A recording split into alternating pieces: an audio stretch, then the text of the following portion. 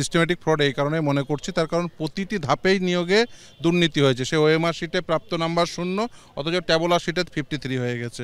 আবার দেখবেন এই যারা নন লিস্টেড ক্যান্ডিডেট তারা চাকরি পেয়েছে, র্যাঙ্ক জাম্প করে চাকরি পেয়েছে, রেশিও ভায়োলেশন করে চাকরি পেয়েছে। আজকে তো ধরুন শুধুমাত্র ইন্ট্রিম প্রোটেকশন, এটা ভাববেন না যে ফাইনাল জাজমেন্ট, ফলে ইন্ট্রিম প্রোটেকশন, কারণ সমস্ত কাউন্সিলদের ইভেন শুনতেও পারেননি, যারা এসএলপি ফাইল করেছেন তাদেরও সমস্ত শুনতে পারেননি, ইভেন আমরাও পুরো সম্পূর্ণ শুনানি করতে পারিনি। আজকে শুধুমাত্র যেহেতু মামলাটি পরবর্তী দিন শুনানি হবে 16 জুলাই 2024-এ, ফলে সেই দিন পর্যন্ত অন্তর্বর্তীকালীন স্থগিতাদেশ। কিন্তু তার সঙ্গে একটা রাইডার দিয়েছেন, কি বলেছেন, যে যদি বাতিল হয় তাদের কিন্তু এই আন্ডারটেকিং দিতে হবে, তাদের কিন্তু বেতন ফেরত দিতে হবে।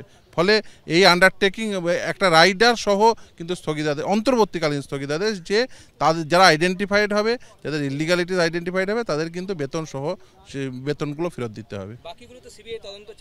একদম সিবিআই যেমন তদন্ত চালাচ্ছিল যে এই যে ইলিগালিটিস যা কি হয়েছে সেই বিষয়ে যেমন তদন্ত চালাচ্ছিল, অ্যাজ ইট ইজ তদন্ত চালিয়ে যাবে।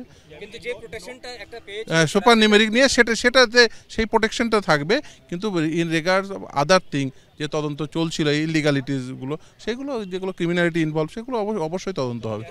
এর আগে হিয়ারিং এ রাজ্য সরকার বলেছিল কি যদি এইটা থাকে ক্লজ নাম্বার 8 যে অর্ডারে ছিল, তাহলে পুরো ক্যাবিনেট জেলে চলে যাবে এই ইলেকশন চলাকালীন। সেটার উপর স্টে দিয়ে খুব সম্ভবত রাজ্যের জন্য তো স্বস্তি।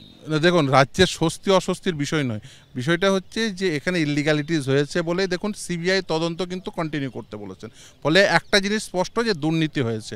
এখন দুর্নীতির ফলে কারা বেনিফিশিয়ারি হয়েছেন, কোন কোন অ্যাপয়েন্টমেন্টগুলো দুর্নীতির বেনিফিশিয়ারি, সেইগুলোর জন্য কিন্তু পরবর্তী শুনানি হবে, এবং একটা রাইডার সহ সেই জন্য একটা নির্দিষ্ট রায় আছে। সেটা কি, রাইডারটা কি, রাইডার হলো যারা আইডেন্টিফাইড হবে তাদের কিন্তু বেতন ফেরত লাগবে। অর্থাৎ দুর্নীতি হয়েছে এটা কিন্তু আদালত বুঝতে পারছে, কিন্তু দুর্নীতির বেনিফিশিয়ারি কোন সমস্ত প্রার্থীরা, কোন অযোগ্য প্রার্থীরা যারা দুর্নীতির বেনিফিশিয়ারি, তাদের আইডেন্টিফাই করার জন্য পরবর্তী শুনানি হবে। কিন্তু এই যে ইন দ্য মিন হয় অন্তর্বর্তীকালীন স্থগিতাদেশের সঙ্গে একটা রাইডার, যে তাদের কিন্তু বেতন ফেরত দিতে হবে। আজকে তো এসএসসি হোক বা বোর্ড হোক বা রাজ্য সরকার, তারা তো কোর্টের মধ্যে বললেন কি দুর্নীতি হয়েছে, তারাও তো মানছেন এটা।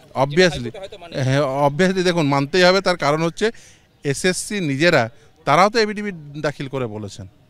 ফলে সেই, এবং তারা একথাও বলেছেন যে সিবিআইয়ের উদ্ধার করা যেমন ওএমআর শিট, সেটাকে ডাউট করার কোনো কিছু নেই, ইভেন সেটা এফিডেভিটেও মেনশন করেছিলেন। এখন তারপরেও তারা বিভিন্ন কথা বলছেন। কিন্তু যাই হোক না কেন, আজকে আদালত যে নির্দেশ দিয়েছে সেটা হচ্ছে অন্তর্বর্তীকালীন নির্দেশ, এবং তাও একটা রাইডার সহ যে তাদের বেতন ফেরত দিতে হবে। আমরা সবসময় বলছি,